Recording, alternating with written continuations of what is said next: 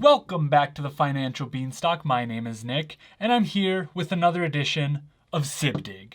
Stocks I bought, dividends I got, which is my monthly dividend portfolio update. Last month, I received the most dividends I have in a single month. And this month, I'm pretty sure I spent the most on stocks that I have since actually starting this series. Overall, I thought it was going to be a pretty quiet month because the first few weeks didn't receive that many dividends and I didn't find any good deals, but then suddenly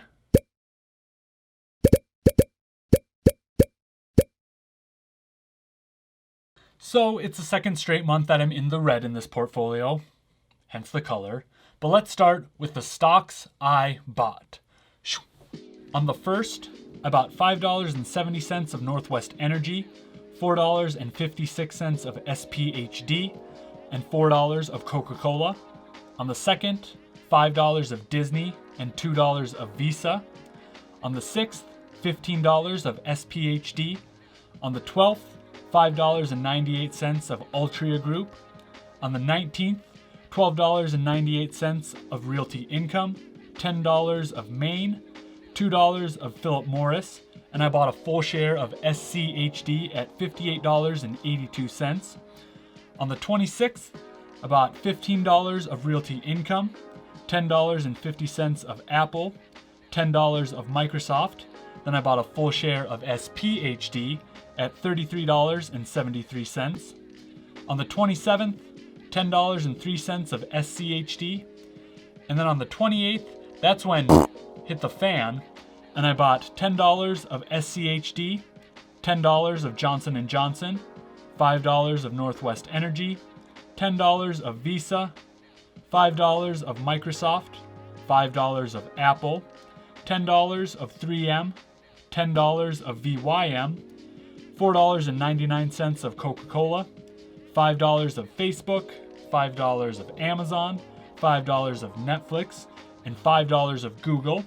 And then on the 30th, I bought $10 of VYM, $15 of Johnson & Johnson, $5 of Coca Cola, and $5 more of Northwest Energy. So in total, I spent $330.29 on stock this month. On to the dividends I got. First up, we'll go through the dividends I got in Robinhood.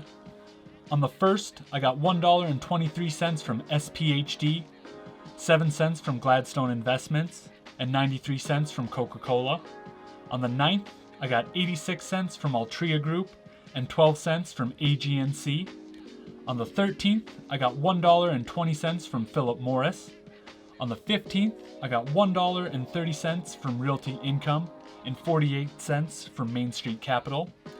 On the 23rd, I got 6 cents from PSEC. And on the 26th, I got 1 penny from GE. And then on to Webull, because I do still have some dividend stocks in my Webull portfolio. So on the 1st, I got 17 cents from Imperial Oil.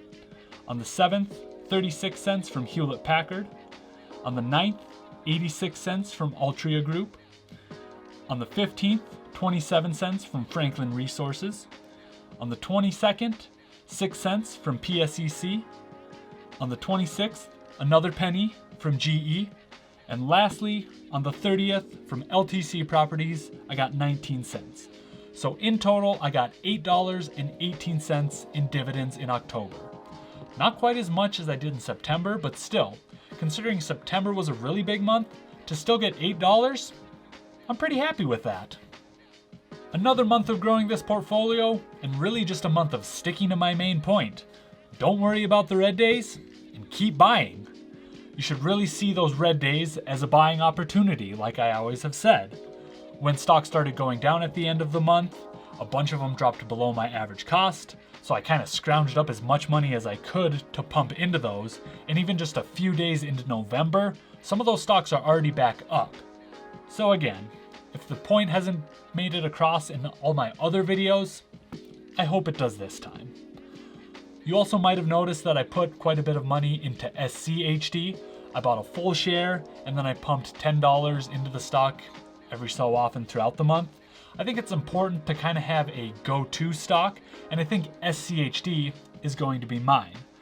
Even though I didn't receive that many dividends, so I'm not dripping that much money, I still found something that I believe in and that I can put money into the market so that I can consistently grow.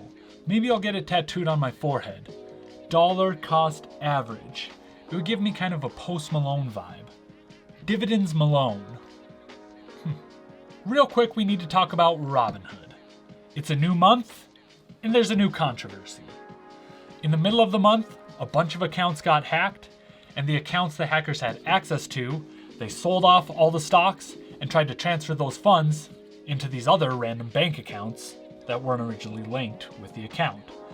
Since Robinhood doesn't have a customer service phone number to contact them, this kind of blew up.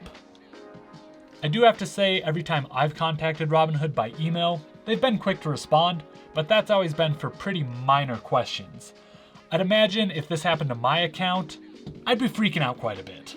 Everybody stay calm! What's the procedure, everyone? What's the procedure? Stay calm! Wait. I am hoping they can make this right, and thankfully my account was not hacked, and I really hope you were not affected by this either, but they're on pretty thin ice with a lot of people, myself included.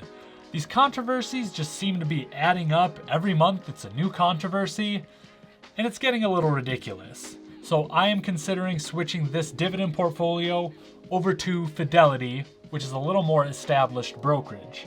My wife has an old simple IRA from work through them, and has a Roth IRA with them right now, and it seems to be pretty reliable. So stay tuned. Even though Robinhood offers a free stock, I honestly don't know if I can in confidence recommend them right now.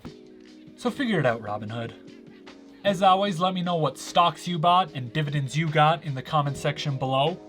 I had an extremely busy October, so I only got one other video out this month, so I'm hoping November mellows out a little bit, because in my opinion, I've got some pretty good video ideas coming.